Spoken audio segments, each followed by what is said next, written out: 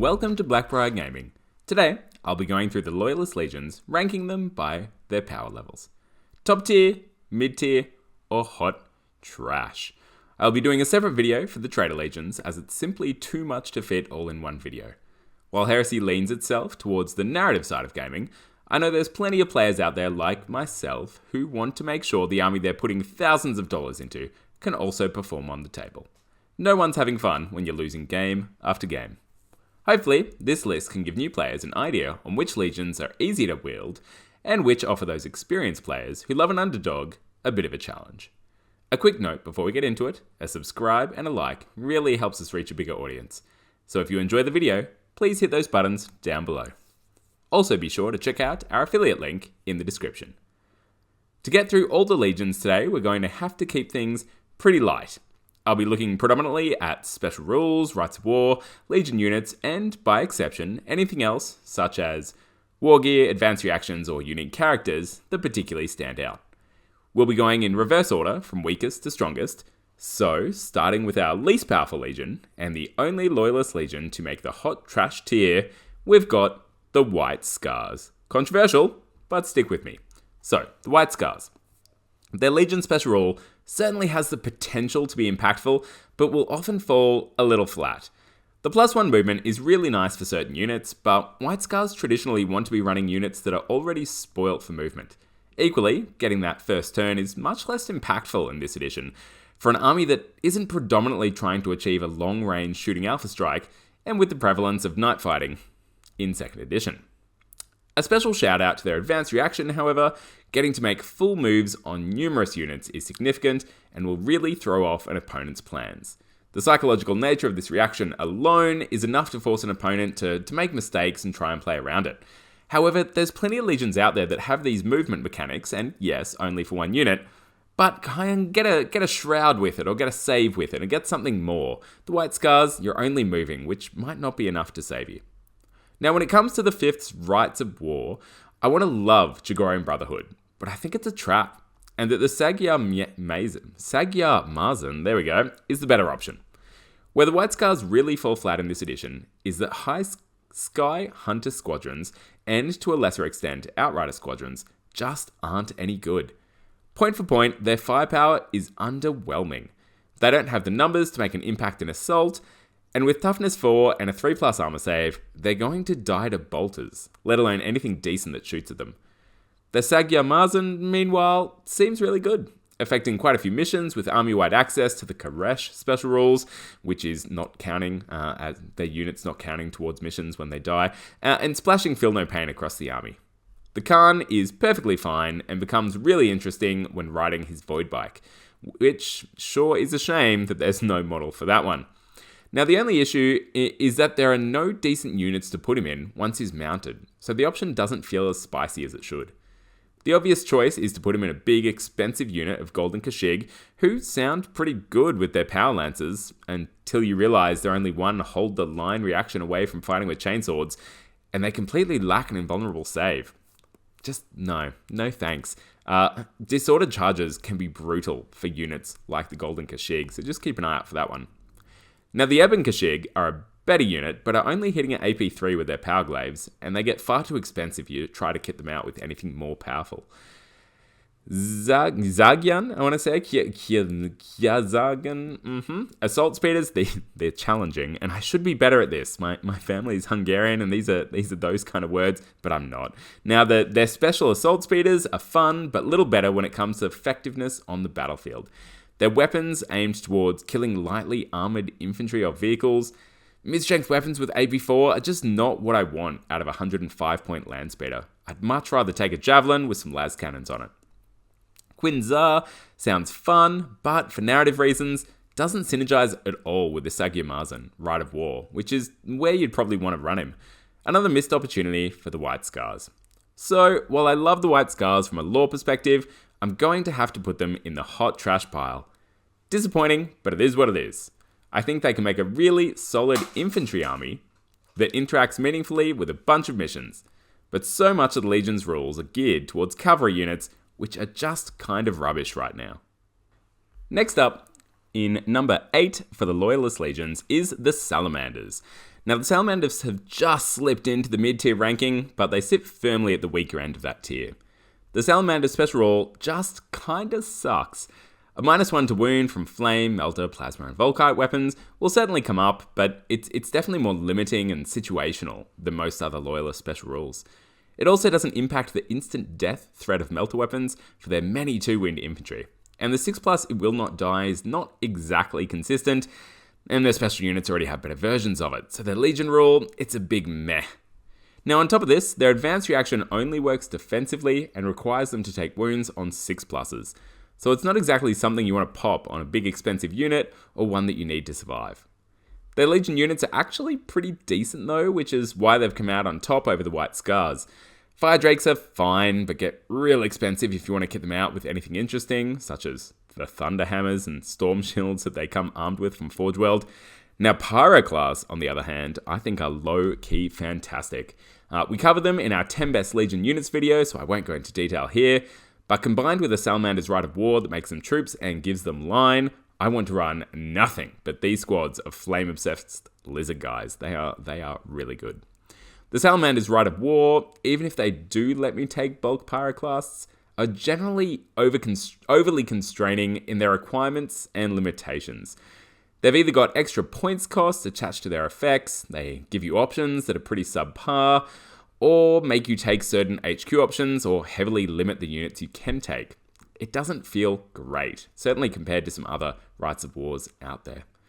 And that's all that really needs to be said for these guys. Outside of Pyroclasts, the Salamanders are characterized by mediocrity, boring options, and not a single special character in their Liber Astartes book. They need help, and soon.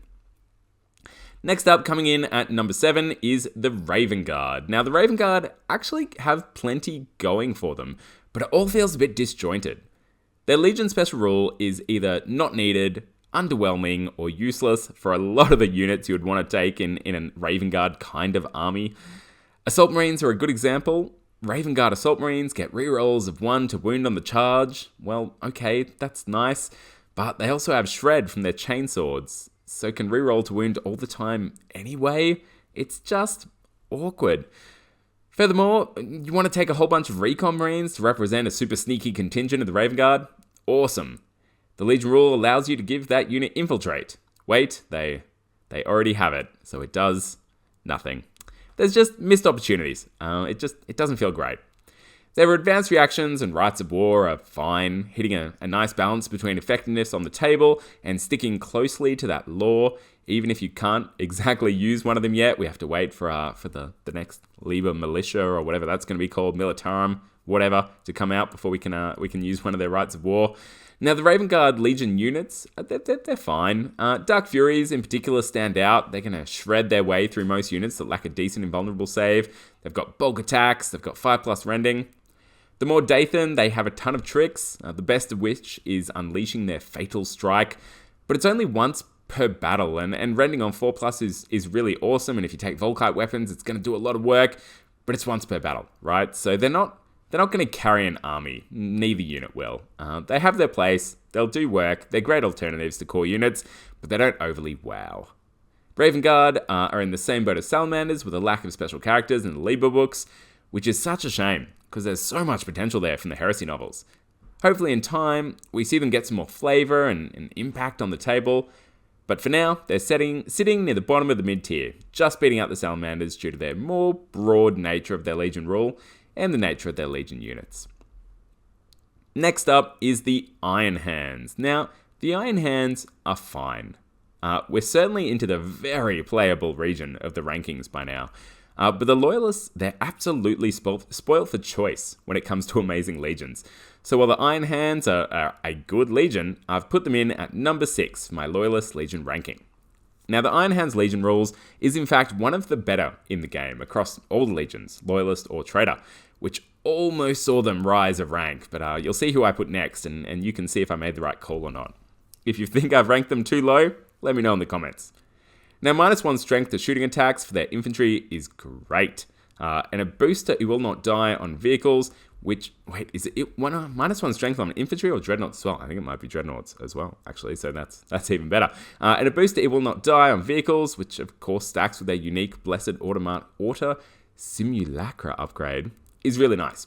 It will be relevant in almost all the games you play, and when it stops various weapons from benefiting from instant death against your 2 wound infantry, it's going to feel fantastic. Their broad access to graviton weapons, and importantly its haywire special rule, is significant in a world full of contempted dreadnoughts, and I can't help but love an upgrade which describes itself as a dark techno heresy, and lets a tank devour the stolen energy of sentient life to fuel itself. Yes, please. The Iron Hands 100% do tanks better than anyone else in the game, more because of the 5+ that will not die you can get for 10 points, rather than the Necro Land Raiders. But for the most part, tanks don't feel like they're performing on the battlefield in 2nd edition Heresy, and so Iron Hands kind of feel like they're trying to polish that proverbial turd in this case. Now, their rites of war are pretty good. Company of Bitter Iron, in particular, turns Medusan Immortals into unmovable, objective-scoring monsters. If you're super into breaches and you hate smiling, this could indeed be the Legion for you. On the topic of Legion special units, besides the Medusans, you get the Gorgon Terminators, essentially Terminators with feel no pain and a 50% chance to force enemy units within 6 to take blind tests. Sure, it's not exactly one of the most exciting units of the game, it's fine, I guess. Ferrus Manus does get a special shout out for his Strength 12 AP1 hammer with Brutal 3. That has to be one of the most powerful weapons in the game. And with Exoshock 3+, he can easily take out a couple of Land Raiders each assault phase, just in case you need to. Overall, as a Legion, they're just a bit plain, a bit boring. They're consistent, sure, and potentially great in a meta full of contempted dreadnoughts with their easy access to haywire, but not particularly exciting or interesting. Next up, and at the mid-rank for the Loyalist Legions at number 5, we have the Blood Angels, the 9th Legion. Now, don't get me wrong, they're good. You could maybe say they're really good. But with the Loyalists bringing so many powerful options, the Blood Angels are sitting comfortably in the middle of the rankings, outdone ridiculously so by a bunch of other legions. Now, they're one of a few legions that get a benefit on the charge. The Blood Angels' bonus to wound rolls in combat is decent, but will not always be relevant. I'm personally not a huge fan of any rules that require units to get the charge either, as it's just not that reliable, and generally results in a pretty one-dimensional build. Assault transports or deep striking infantry become a necessity in Blood Angel lists if you want to be making sure you're benefiting from their Legion rule. The Blood Angels make up for their lackluster Legion rule, but with multiple Legion units that are all excellent. The Dawnbreakers are fantastic and probably the best of the bunch. Check out our 10 best Legion units video that I've already mentioned for details on these guys, and also the Angels tiers. Now the Crimson Paladins are also great. They get an organic deep strike, which is pretty rare for Terminator units. The Angels tiers, which I just mentioned, are once again also really good. The biggest benefit of these lads is their access to the Angels tiers grenade launchers with Fleshbane and Radphage, which I think is really cool. And the Blood Angels also get a deep striking dreadnought, just cause. Wouldn't want to leave home without one of those. Now, the Blood Angels' unique weapons deserve a quick mention. They include the fantastic Perdition weapons, all of which have Brutal 2, one of the most powerful rules in the game, and very rare for infantry units. Both Blood Angels' Rites of War are very impactful, and I actually think I like the Day of Sorrows better. Getting Heart of the Legion, Hatred, and Line on every single infantry unit once they're reduced to 50% or less is crazy. You'd want to take big units to make sure you're still able to get work done once they hit this threshold, but just what a powerful Rite of War. The Day of Revelations is certainly nothing to sniff at, but the signposting of your deep strike location will allow a canny opponent to prepare and potentially punish you for it. So that's the Blood Angels. Their weapons combined with their Legion units really make them a great choice, and they're sitting at the mid-tier for all of our Legions. Next up, they are beaten by the Ultramarines. Now, the Ultramarines are a tough call. Are they mid-tier, or do they just make it into the realm of top tier? I think the answer depends on whether we consider the legacies of the Age of Darkness document or not. I generally choose not to discuss the document during these analysis videos for reasons that I won't get into now. But when it comes to the Ultramarines, the document simply can't be ignored. The 13th Legion's 2 units from that PDF, the Fulmentaris Terminators, or at least 2 of their units from that PDF, the Fulmentaris Terminators and the Locutaris Storm Squad, are nothing short of ridiculous in what they bring to the table. So look, if we consider that document, they probably hit top tier. Because we're keeping it just the Liber units in general, core units if you will, I'm going to say they're hitting the top of the mid tier in this case. So what else do they get? Well, other than the crazy power the Legacies document provides this Legion with, they're just generally really impressive. Their Legion special rule takes a bit of work to consistently take advantage of, but with clever list planning and keeping focused on it during a battle, a potential army-wide +1 to hit for shooting is pretty wild. The Logos Lectora, the Ultramarines' only rite of war, will reward clever players significantly with its flexibility and broad range of bonuses to your infantry. I reckon the Ultramarines rules are probably the most interesting of all the legions and will take a really decent player to get the most out of. This is another reason they border on the edge of mid and top tier, as their power is not generally as straightforward or obvious as the legions that outrank them. You have to work for it, you have to think about it to get the best of your army. Now, when it comes to their Legion unique units within the Liber Astartes book, I feel pretty comfortable in saying that the Invicta Suzerain Squad, are the best close combat unit in the game. I've already gushed about these boys in that video that I keep mentioning, so all I'll say here is that their rules, they just keep going. If there was ever a reason to pick a Legion for just one unit, it's the Invictaris Suzerains. Meanwhile, their poorer cousins, the Praetorian Breaches, the other Ultramarine unit in the Astartes book, I just don't understand why you'd ever pick them over Suzerain, if not to just add some slight variation to your army. I mean, they both have power weapons and boarding shields. What were you thinking, Forge World? Why would you do this? Let's make it a little interesting. So that's the Ultramarines. They're definitely very powerful. Their units are great. Their rules are fantastic. They do take some thought to really make work, and they haven't got as many choices as some of the more powerful ranked legions have that we'll get into next up.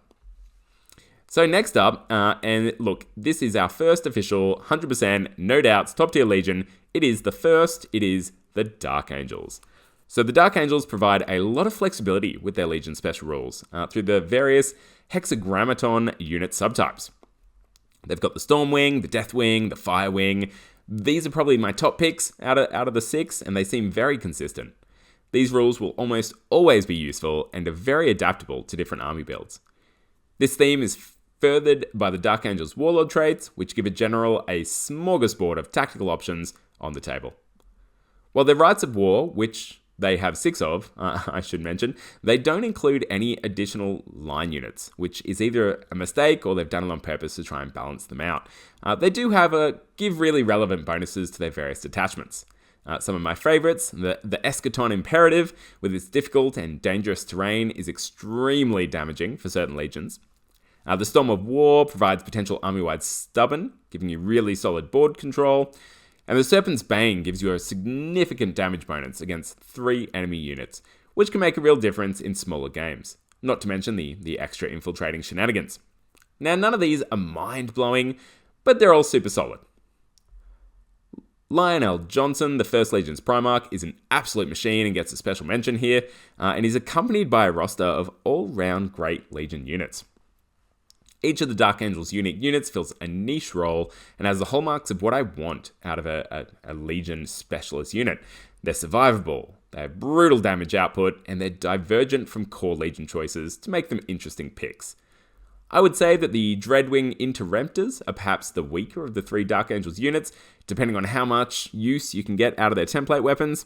You're certainly going to have to support them in some way, whether it be through special rules or transports, to make sure they have a decent impact on the table. The Dark Angels' other 2 picks, however, of which we do mention them in that video that keeps coming up, are just fantastic and definitely need to be in a Dark Angels army. You're always taking them. Now, their special characters do not disappoint either. They add value to the army with Cedrus's Ancient of War special rule, or they provide a relatively affordable beatstick. Corswain, with his weapon skill of 7, precision strikes, and his amazing sword, is going to do serious work. In addition to flexibility, adaptability, great units, and generally being spoilt for choice around army building, The Dark Angels also have access to some great wargear, the highlights of which are probably the Plasma Repeater and the Tyrannic Greatsword. That sword, I tell you what, causing rending and instant death on a 5+, will make quick work of pretty much anything. So that's the Dark Angels. Look, personal favorite Legion. I think they're absolutely amazing. My mate Dean, who we've heard from before in these videos, is making his own Dark Angels army at the moment, and it's looking pretty spicy. So that is the first top tier Legion we have for the Loyalists, the Dark Angels. Next up, and beating the Dark Angels by maybe quite a bit, is the Imperial Fists. Now we all know what these lads are up to. Their Legion rule is outrageous. Their advanced reaction is great, and their rites of war are super solid. Their Legion units are just nuts. So first up, their Legion rule. They get +1 to hit without having to meet any conditions for all auto and bolt weapons. It's just really good. You can 100% organize your army to utilize just these weapons. At first, you may think they lack for anti-tank options to get their 2+ hits with, but you'd be incorrect. They've got autocannons, assault cannons, their Predator Cannon, Accelerator autocannon on a Sakaran. Even the Kratos Battle Cannon is an auto weapon, and that thing can put out a strength 10 shot if it wants to. So yeah, they're doing just fine, and if you want your whole army to be hitting on 2+, without having to work for it at all, you can go for it. Now their advanced reaction, getting to charge in the enemy's movement phase, is super impactful. Just to put it into context, if a unit of 10 Marines is coming in to assault your unit of 10 various Marines, but you jump them in their own movement phase, that's essentially a 20 attack swing. That's a lot of damage. It also protects your unit from being shot at. It's really nice and gets better if you have Furious Charge or other such charge bonuses, such as their Templar brethren, if you will. Now the Imperial Fists Rite of War, they're all good. The Stone Gauntlet is especially obnoxious. It allows you to take Phalanx Warders, the Imperial Fists' other Legion unit, other than the Templars I talked about just before, who are just so very, very ridiculously powerful. It lets you take them as troops, it gives them line, it gives them Heart of the Legion, and it gives all models with a boarding shield, so not just your warders, Hammer of Wrath on the charge, and rerolls to their invulnerable saves. Ridiculous. Phalanx Warders are sitting on a re-rollable 4+ invulnerable save when they're in base contact with each other. With this Rite of War, you're creating what are arguably the best objective holders in the game. And they're for 20 points. For 20 points each. They're so cheap. Did I also mention their paraxes and +1 to their weapon skill when they're charged? Just insane. They're so good. Now, on top of these shenanigans, the Imperial Fists get, here we go, the list keeps going. They get 3+ invul save storm shields, the ability to give all of their Terminators Deep Strike for 25 points a squad. They get better Power Fists that can be combined with bolt pistols or other close combat weapons for +1 attacks. They get Assault Cannons and possibly one of the best Legion consoles in the game, the Castellan, giving +1 attack to heavy weapons for any squad is part of. Just kind of like the infamous Iron Warriors Warlord trait, but without the gets hot downside. It's just better.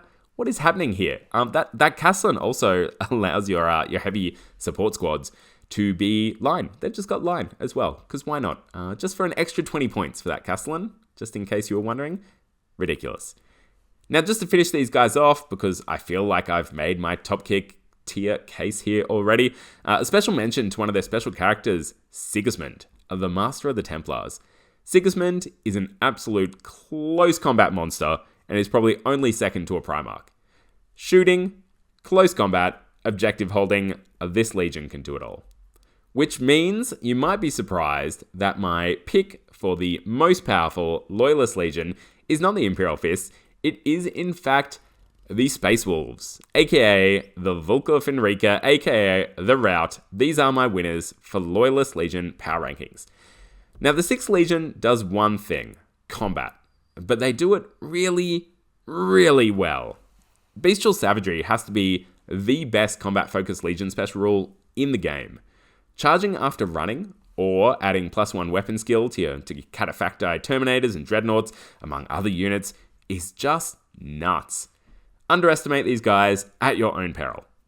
Also, they share the ridiculous ability of being able to charge in the enemy's movement phase for their advanced reaction. They share it with the Imperial Fists, of course, but these guys can do it a little more consistently.